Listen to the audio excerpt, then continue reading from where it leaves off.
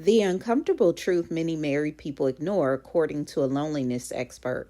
We're facing a loneliness epidemic. Here's how to fight back and stay connected by Am I Doing It Wrong?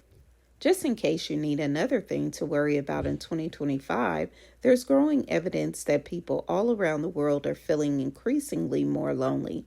So much so that U.S. Surgeon General Vivek H. Murthy claims we're facing a loneliness epidemic. And, as we know from watching the crotchy man from Up resist camaraderie, this type of isolation can get worse as we age if we're not intentional about making and sustaining meaningful connections. For some people, these meaningful connections happen in a secure, long-term relationships. But while these relationships can be incredibly affirming, we, Noah Michelson and Raj Punjabi Johnson, co-host of Huffpost Am I Doing It Wrong podcast, wondered if they're sometimes used as a loneliness crutch. It also made us think about the emphasis almost every culture puts on marriage. Is marriage actually the key to combating loneliness? On this week's episode, we asked Dr. Ellen Lee, loneliness expert and associate professor of psychiatry at the University of California, San Diego, whether we actually need a partner in order to feel less isolated. Quote, that's not the only way to fulfill emotional intimacy or the things that stave off loneliness, unquote, Lee said, quote, so I don't think that's a great proxy, and it tends to sort of oversimplify how people have social relationships, unquote. This feels satisfying to know, especially given how much value is assigned to people who are in partnerships or traditional family units versus, say, childless cat ladies. Lee outlined 3 buckets of how we perceive social connection: structural, having people in your life; functional, how you perceive their support or whether or not you feel lonely; and quality of the relationship. Quote, you may be in a marriage and it may not be that positive for you, unquote, Lee said. Quote, you can feel lonely in a crowd and you can feel lonely in a marriage, unquote. The sobering reality is something that so many people who are in long-term relationships might choose to ignore, that having someone built into your life doesn't necessarily mean they'll serve as Teflon for loneliness. Lee said that you can find meaningful, intimate relationships that provide security and support in many places with lots of different kinds of people in your life. Quote, it doesn't seem to matter what nature it is as long as you're getting your needs met.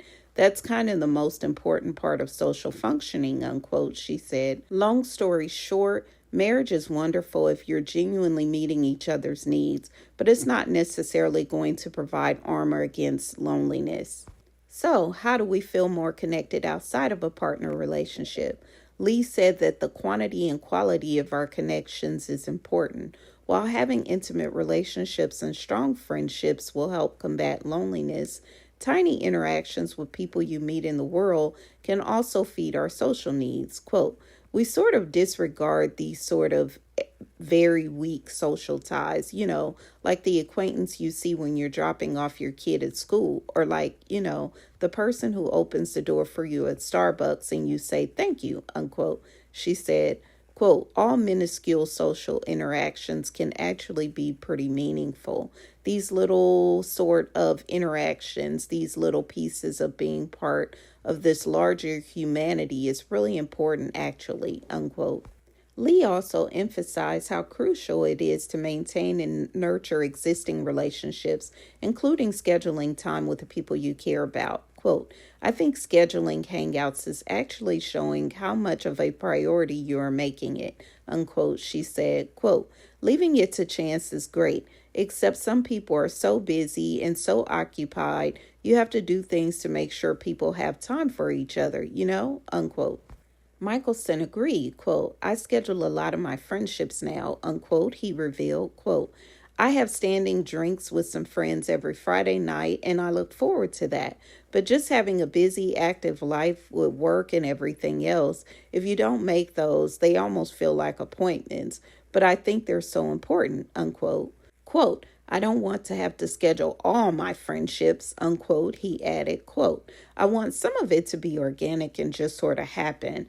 But if you don't tend to the relationship you have, there are so many reasons to not show up to a party, to not call someone, to have dinner, and that connection can evaporate really quickly, unquote.